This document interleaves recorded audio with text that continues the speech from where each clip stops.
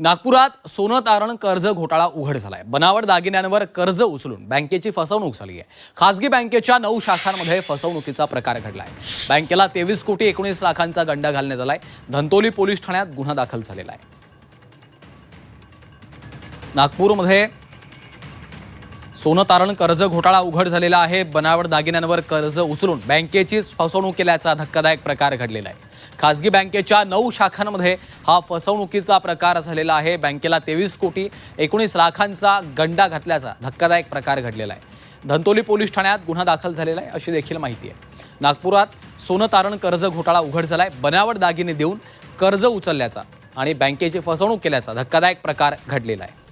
अमर काणे आमचे प्रतिनिधी सध्या आपल्या सोबत आहेत। अमर, नेमकं काय घडलेलं आहे?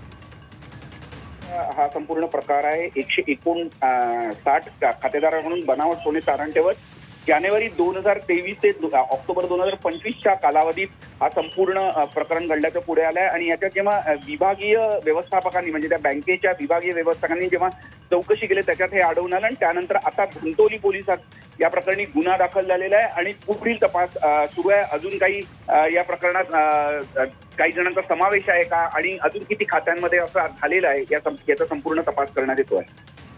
निश्चितच धन्यवाद अमर या सविस्तर माहितीसाठी।